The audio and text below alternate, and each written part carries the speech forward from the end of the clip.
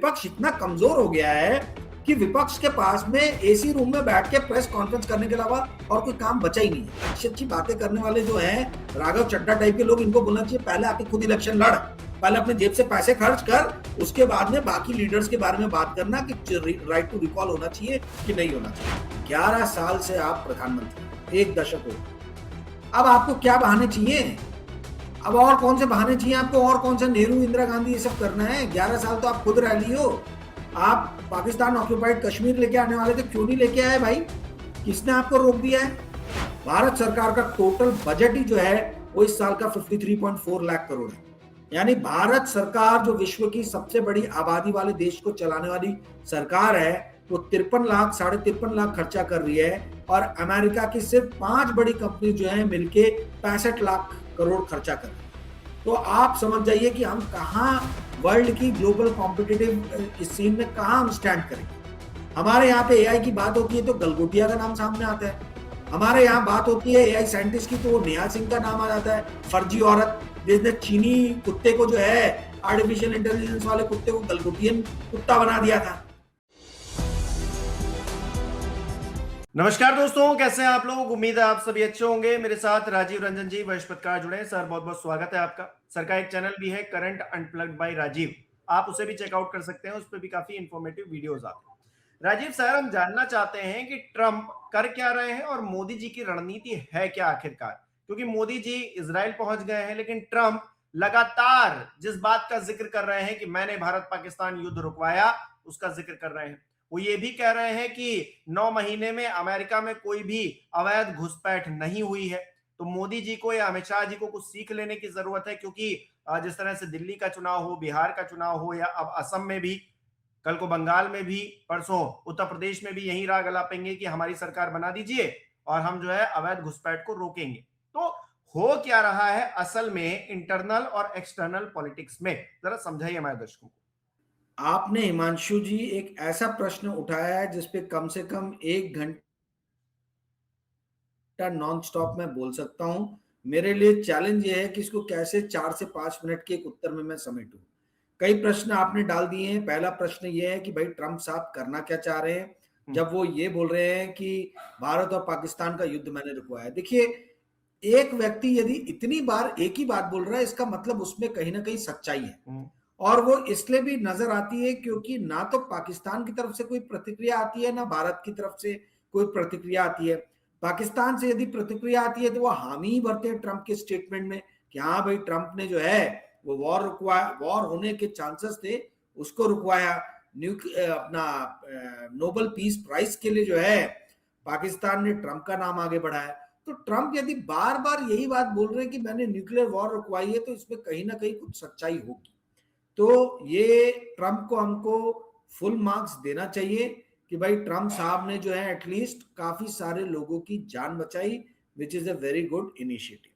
Second बात, आपने पाकिस्तान के बारे में कहा, प्राइम मिनिस्टर को बचाया। देखिए, मेरा सवाल ये है कि भाई अगर ट्रंप के सुलह करवाने के कारण भारत ने पाकिस्तान के प्राइम मिनिस्टर को टारगेट नहीं बनाया, तो ये समझ में आता है कि भाई टारगेट नहीं बनाया।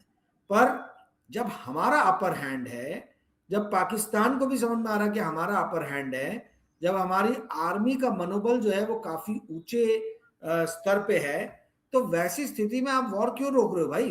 पाकिस्तान के पीएम की जान कोई हमारे आर्मी के मनोबल से ज्यादा है क्या? हमको हमको तो अपनी आर्मी, अपनी एयरफोर्स, अपने डिफेंस फोर्सेस के मनोबल को देखना है। आपने उनको स्टॉप लगा दिया, पहले तो आपने उनको मैदान में कूदा दिया, फिर उसके बाद में फुल स्टॉप लगा दिया। ऐसा होना नहीं चाहिए ना। इससे क्या होता है, डिफेंस फोर्सेस जो है उनका मनोबल गिरता है। और डिफेंस फोर्सेस पूरी तरीके से युद्ध में कूद गई थी। अब ऑपरेशन सिंदूर के दौरान, अब उस टाइम में आपने पहल करके बोल दिया कि नहीं भाई अब मत करो क्योंकि ट्रंप चाचा चाहते हैं कि युद्ध ना हो।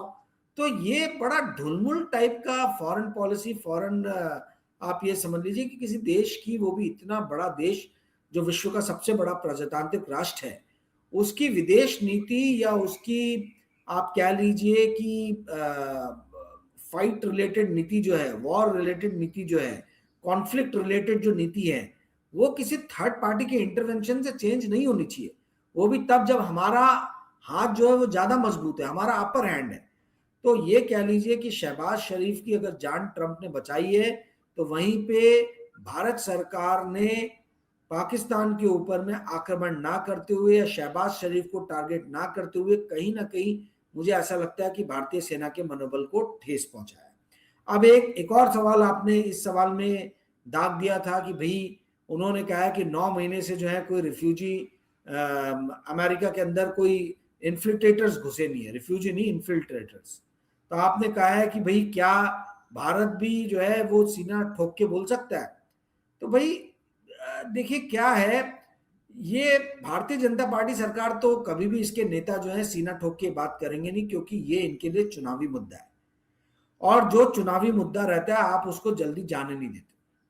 बांग्लादेश से इमिग्रेंट्स का भारत में आना, बांग्लादेशी लोगों का जो है वो एक डर दिखाना कि बांग्लादेश से आके लोग जो है आपकी नौकरियां खा जाएंगे, आपके देश में अपने घर बना लेंगे, आपकी जमीन खा जाएंगे, है ना। तो ये जो बांग्लादेशियों का खौफ दिखा के जो है वो जिस तरीके से हिंदू भावना को अधवेलित किया जा रहा है इस राष्ट्र में, मुझे लगता नहीं कि इतना सुनहरा इतना अच्छा मौका जो है वो किसी भी हाल में मोदी सरकार छोड़ेगी। तो ये कभी भी कॉन्फिडेंटली इतना बोलने नहीं वाले हैं कि भाई पूरी तरीके से जो है हमने बांग्लादेश से जो इलीगल इमिग्रेंट जो इंडिया के अंदर एंटर कर रहे थे उस पर हमने बैन लगा दिया या उस पर हमने कंट्रोल कर लिया। ये इनके लिए चुनावी मुद्दा है, इतनी जल्दी ये अपने हाथ से मुद्दा जाने नहीं देंगे। जी हिमांशु जी। अच्छा, टैरिफ के मोर्चे पर सुप्रीम कोर्ट वहां का कुछ बोलता है, ट्रम्प साहब कुछ और बोलते हैं, आज कुछ और होगा, कल कुछ और होगा। क्यों एक सहमति नहीं बन पा रही है? क्यों एक मेज पर बैठकर बातचीत नहीं हो पा रही है? क्यों हमको बार बार धमकाया जा रहा है? तमाम लोग सवाल पूछ रहे हैं कि ट्रम्प हमको लेकर इतने बेचैन क्यों हो गए हैं, हमको लेकर इतने आक्रामक क्यों हो गए हैं? मोदी जी की जो दोस्ती थी वो कहाँ चली गई है? ये जो ट्रेड डील भी हो रही है, इसको लेकर भी खुले तौर पर जानकारियां क्यों सामने नहीं रखी जा रही हैं? मतलब पर्दे के पीछे सब खेल हो रहा है। ट्रंप ऐलान कर रहे हैं यहाँ की गवर्नमेंट कुछ बोलेगी नहीं, वो कहेंगे मोदी जी हैं, बस इतना विश्वास रखिए सब कुछ ठीक होगा। इससे बात नहीं बनेगी ना। देखिए मोदी जी तो मौनी बाबा बन जाते क्रूशियल मोमेंट्स पे, ये कोई नई बात नहीं है। ये हमने डोकलाम में देखा था, जब चीनी सैनिक और भारतीय सैनिकों में भिड़ंत हुई, मोदी जी की तरफ से कोई स्टेटमेंट नहीं आया। ये हमने ऑपरेशन सिंदूर में देखा था, स्टार्टिंग में एक उन्होंने बिहार में जाके भाषण दिया, उसके बाद ऑपरेशन सिंदूर शुरू हुआ, तमाम तरीके की अटकलें लगाई गई कि भैया भारत के 4 विमान गिर गए, कोई बोलता 2 विमान गिर गए, अभी बोल रहे हैं 10 विमान गिर गए। मोदी जी की तरफ से कोई स्टेटमेंट आया नहीं। हमने देखा एप्स्टेन फाइल्स पे मोदी जी एब्सेंट है पूरी तरीके से, मोदी जी की तरफ से कोई स्टेटमेंट नहीं आ रहा। हरदीप सिंह पुरी एक बहुत ही इंपॉर्टेंट कैबिनेट मिनिस्टर हैं, उनका नाम बार बार आ रहा है। राफेल डील में अनिल अंबानी को जो जॉइंट वेंचर पार्टनर बनाया गया है उनका नाम बार बार आ रहा है। तो ऐसी स्थिति में मोदी जी का शांत हो जाना, मौन व्रत धारण कर लेना, ये कोई नई बात नहीं। और वही जो टेंडेंसी है वो अभी भी कर रहे हैं, ट्रेड डील के मामले पे वो शांत हो गए। तो भाई ये तो देश को डिसाइड करना है कि हम अपने प्रधानमंत्री को अकाउंटेबल बनाए कि मौनी बाबा बनाए। ये तो देश की मीडिया, देश के लोगों का काम है कि वो अपने प्रधानमंत्री से जो है जवाब मांगे, उनसे सवाल पूछे। भाई जब तक आप बहुमत में थे, 272 के ऊपर लोग थे, तब तक आपने दादागिरी से देश चलाया। अब तो आपकी अल्पमत की सरकार है, ये नायडू जी और नीतीश कुमार का काम है कि वो मोदी जी को जवाब देने के लिए लगाएं। ये जनता दल यूनाइटेड का काम है कि भाई वो जाके मोदी जी को बोले कि आप जो है इन सारे सवालों से जो है कहाँ दूर भाग रहे हैं। तेलुगु देशम पार्टी का ये काम है, नायडू जी का काम है। तो ये क्या है, डेमोक्रेसी में यदि सारे के सारे अंग, चाहे मीडिया हो चाहे सहयोगी दल हो, ये सब के सब मोदी जी के अगर अकम्प्लिस बन जाएंगे, सहयोगी बन जाएंगे, तो मोदी जी ऐसा अनअकाउंटेबल व्यवहार करेंगे। अगर नायडू जी, नीतीश कुमार जी या भारत का मीडिया स्ट्रांगली बोले कि भाई आके स्टेटमेंट दो, तो इनको देना पड़ेगा, इनको मजबूर होना पड़ेगा।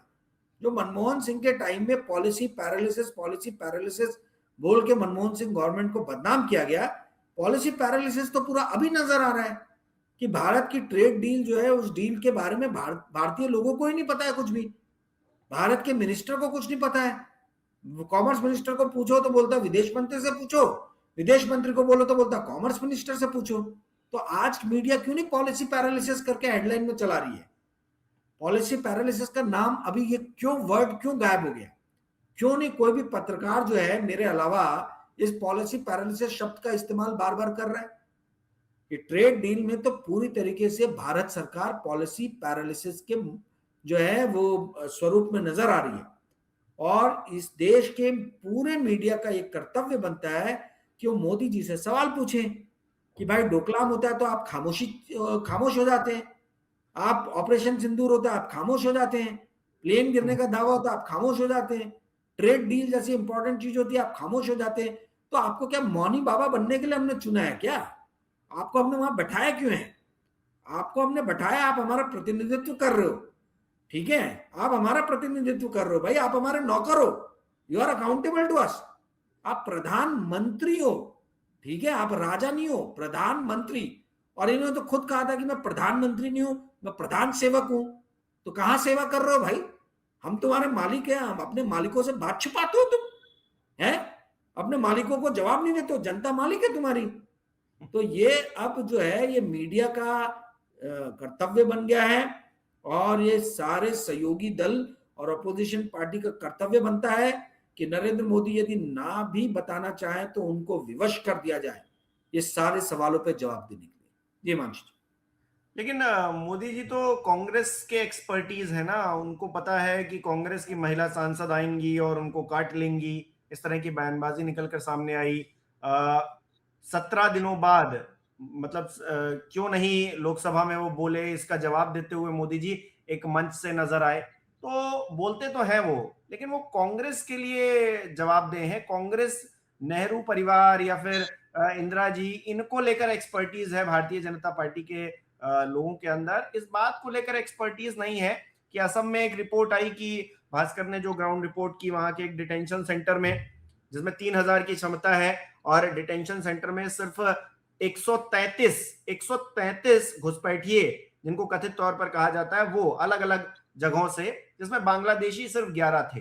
मतलब ये इस बात को सोच के ही हंसी आ रही है कि हिमंता बिश्वा शर्मा कहते हैं कि जितनी भी मुस्लिम पॉपुलेशन है असम के अंदर, उसमें 36% ये बांग्लादेशी हैं, और वहां डिटेंशन सेंटर में 11 है खाली। तो और वो 11 है कि उनको उनके देश को नहीं भेजा गया। ट्रंप जी ने तो हथकड़ियां लगा के भेज दिया था, लेकिन इनसे नहीं पूछा जाता। तो कांग्रेस में एक्सपर्टीज है मोदी जी की या बीजेपी की, बाकी किसी में नहीं है। नहीं, बात तो सही है आपकी। इनकी एक्सपर्टाइज जो है खाली कांग्रेस को लताड़ने की है, जिंदगी भर वही काम किया है और वही कर करके मुख्यमंत्री और फिर प्रधानमंत्री बन गए हैं, ठीक है। तो वही ओल्ड स्ट्रैटेजी जो है, ओल्ड फॉर्मूला वो दोहरा रहे हैं। इनके इनके अंदर कोई नयापन नहीं है, कोई नई चीजें भी नहीं सीखते हैं, ठीक है। वही ओल्ड फॉर्मूला दोहराए जा रहे हैं। कुछ भी हो तो कांग्रेस के प्रति बयानबाजी करना है। अरे भाई, मेरा ये कहना है 11 साल से आप प्रधानमंत्री हो, एक दशक हो गया, अब आपको क्या बहाने चाहिए?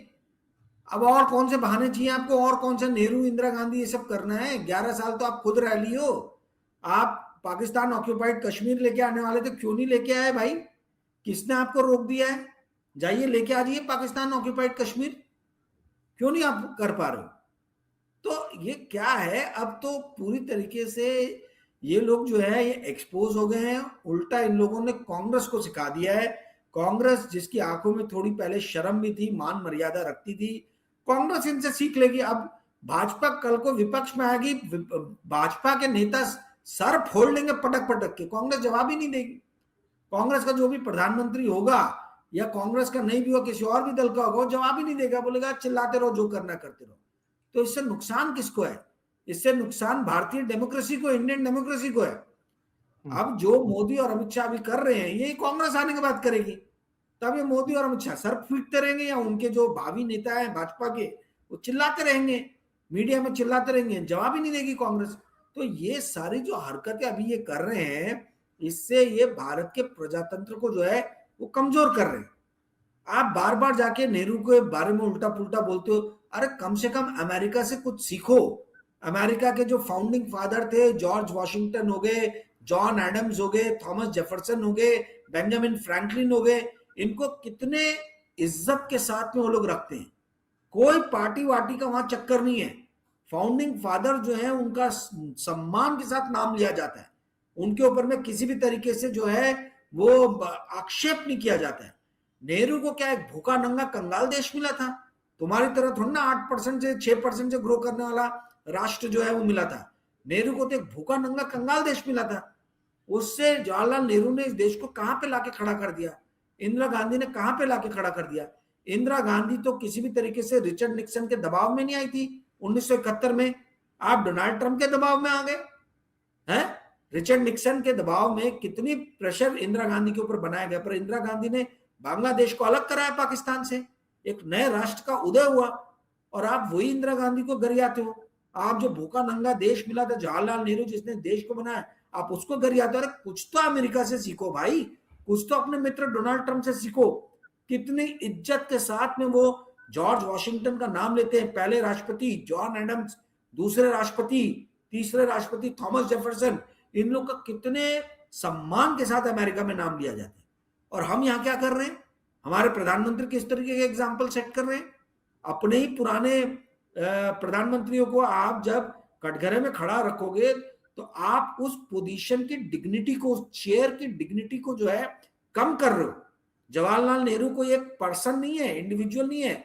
Jawaharlal Nehru was the first prime minister of India. उस चेयर की, उस कुर्सी की एक मर्यादा, एक डिग्निटी है जिसको ये बार बार तार तार करते हैं। तो अब भी वक्त है, सुधर जाए, सुधर जाएंगे तो बेहतर होगा। जी हिमांशु। अच्छा सर, एक वोटर होने के नाते, इस देश का एक आम नागरिक होने के नाते मेरे मन में सवाल आता है कि जो वादे सरकारें करती हैं अगर नहीं पूरा कर पा रही हैं, अब बहुत छोटी सी बात है कि इन्होंने कहा कि हम 100 स्मार्ट सिटीज बनाएंगे। देश भर में इनकी तमाम राज्यों में सरकारें हैं, डबल इंजन की सरकारें, ट्रिपल इंजन की सरकारें चल रही हैं, लेकिन ये 100 स्मार्ट सिटी नहीं बना पाए। तो जो गवर्नमेंट 100 स्मार्ट सिटी ना बना पाए, उससे हम और क्या अपेक्षा रखेंगे? मतलब इससे ज्यादा तो कुछ नहीं हो सकता ना सर। मतलब हम आम आदमी को कल को बहुत अमीर बना देंगे, उसके लिए बहुत अच्छे अच्छे सपने बुन के आप रख दें, इन सब, ये सब तो दूर की कौड़ी है। मतलब आप 100 स्मार्ट सिटी, एक विकास का एक जो आपने छोटा सा पैमाना डिसाइड किया था, आप उस पर खड़े नहीं उतर रहे हो, तो फिर बाकी चीजों में आप क्या ही करोगे? क्या हम घुसपैठ बंद कर देंगे, हम आतंकवाद? मतलब ये बातें हैं, सिर्फ बातें हैं, बातों का क्या वो वाला सिस्टम है। एक छोटी सी चीज आपसे हो नहीं रही है, फिर आप कहेंगे कि क्रिटिसाइज करना है तो कांग्रेस को करो जाकर। नहीं, आपके सवाल में आपने जवाब दे दिया कि भाई ये सब कुछ नहीं है, सब प्रोपागेंडा तरीका है। स्मार्ट सिटी आप 100 क्या, आप मुझे एक बता दो कहाँ स्मार्ट सिटी बनी है, कहाँ बना है, कौन से शहर को इन्होंने स्मार्ट सिटी बना दी? वो तो इंदौर ये आता है नंबर 1 सफाई में, वहां गंदा पानी पी के लोग मर जा रहे हैं। बस, तो मतलब अब आप, इससे बड़ी बेशर्मी क्या होगी? अब इससे आप समझ जाइए कि भारत के शहरों का स्टैंडर्ड जो है, वहां पे लिविंग स्टैंडर्ड जो है कितना उच्च दर्जे का है। कि जो सबसे क्लीन शहर है इंदौर, जो 7-8 साल से सबसे क्लीन शहर का अवार्ड ले रहा है, उस शहर में गंदा पानी पी के 1 दर्जन से ज्यादा लोग मर जा रहे हैं। ये भारत का सबसे क्लीन शहर है। तो इससे आप समझ जाइए कि हमारा देश अंदर से कितना खोखला हो गया है हिमांशु। और खोखला इसलिए हुआ है क्योंकि बौद्धिक स्तर पे बहुत सारे भारतीय ऐसे हैं जो अभी भी बहुत पिछड़े हैं, जो अभी भी भगवान और भक्ति में लीन है, जो अभी भी चंद्रकांता की कहानियां सुन के जो है अपना मनोरंजन करते हैं, जो अभी भी पंचतंत्र की कहानियों में दिन रात जो है वो तल्लीन रहते हैं, डूबे रहते हैं। पूरा देश ही कहानियों का देश हो गया है। जो पंचतंत्र और चंद्रकांता नहीं पढ़ रहा, वो बॉलीवुड की सिनेमा देख देख के उसके दिमाग में जो है वो पिक्चर ही सीन घूमते रहते हैं। तो भैया, जब आपके देश में आपने लोगों का बौद्धिक स्तर इस कदर गिरा दिया है कि वो पंचतंत्र, चंद्रकांता और बॉलीवुड से बाहर नहीं निकल पा रहे, तो वो डेमोक्रेसी की बातें कहां से सोचेंगे भाई? कहां से अच्छा सर, आपने अकाउंटेबिलिटी की अभी बातें सोचेंगे?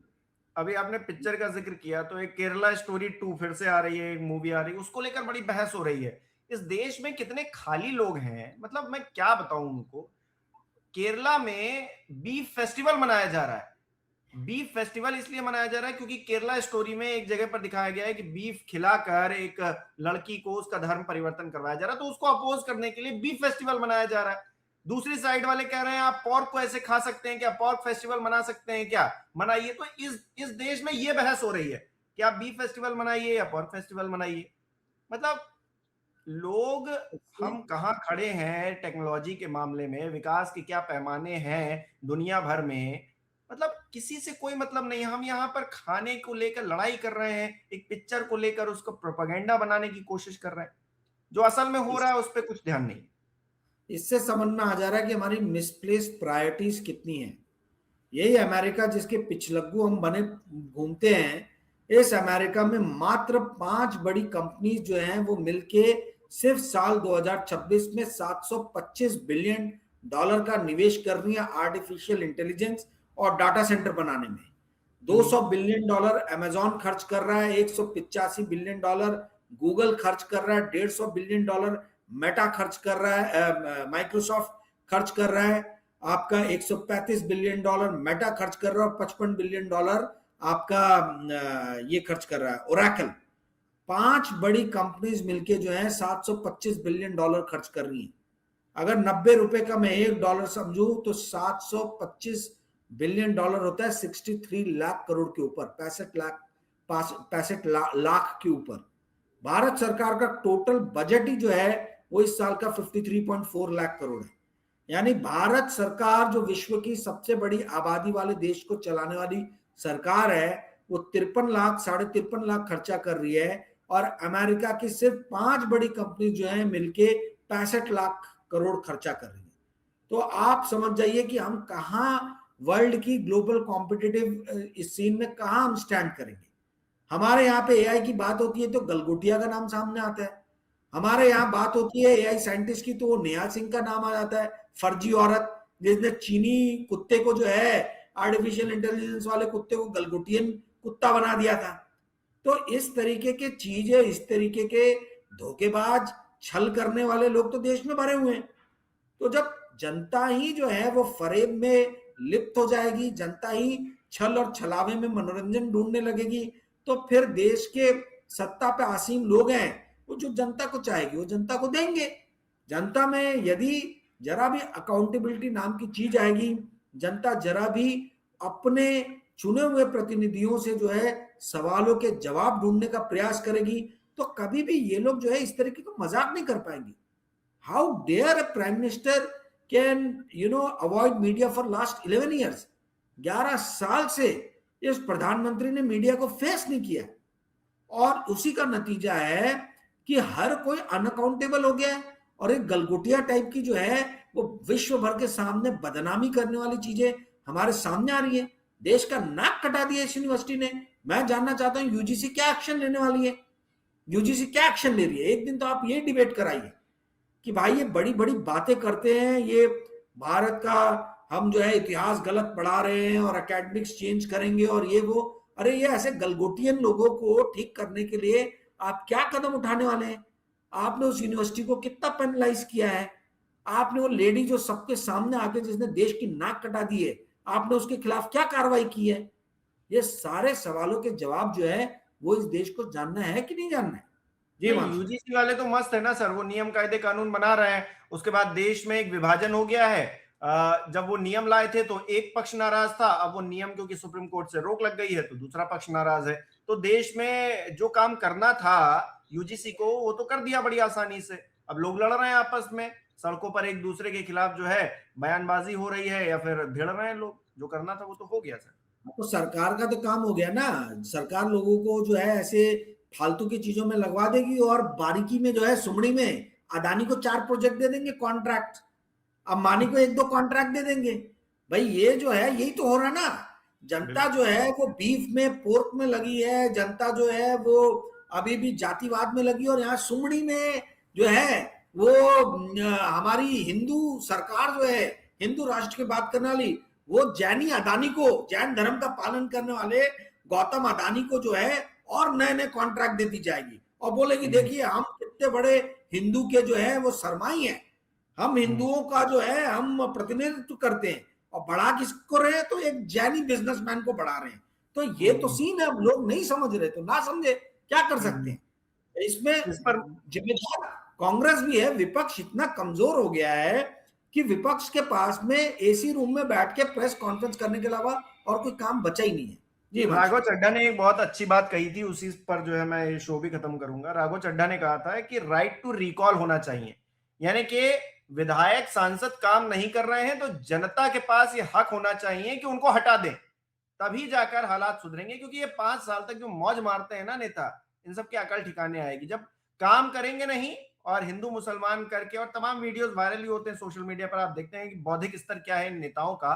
तो देखो हिमांशु जी, राघव चड्ढा ये बात इसलिए कर पा रहे हैं क्योंकि वो भी बैकडोर से एंट्री की है ना राज्यसभा से।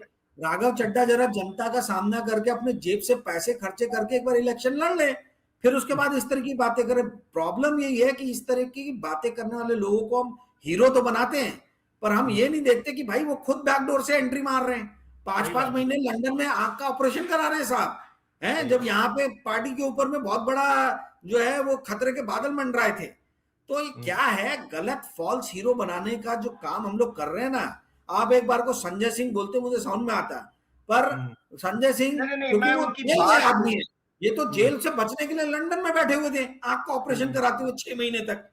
तो फॉल्स हीरो बनाना हमने बंद करना चाहिए। ये अच्छी अच्छी बातें करने वाले जो हैं राघव चड्ढा टाइप के लोग, इनको बोलना चाहिए पहले आके खुद इलेक्शन लड़, पहले अपने जेब से पैसे खर्च कर, उसके बाद में बाकी लीडर्स के बारे में बात करना कि राइट टू रिकॉल होना चाहिए कि नहीं होना चाहिए। जी हिमांशु, बहुत बहुत शुक्रिया सर हमारे साथ जुड़ने के लिए, तमाम बातचीत के लिए। हमारे दर्शक किस तरह से देख रहे हैं इन तमाम विषयों को, अंतर्राष्ट्रीय स्तर पर या फिर राष्ट्रीय स्तर पर भी अकाउंटेबिलिटी किस तरह से तय होनी चाहिए, आपकी क्या राय है, कमेंट बॉक्स में बताइएगा। इस वीडियो को लाइक करना, शेयर करना मत भूलिएगा। हमारे चैनल को सब्सक्राइब नहीं किया तो वो भी जरूर कीजिएगा। आप हमें सहयोग भी कर सकते हैं ज्वाइन बटन पर क्लिक करके। बहुत बहुत धन्यवाद।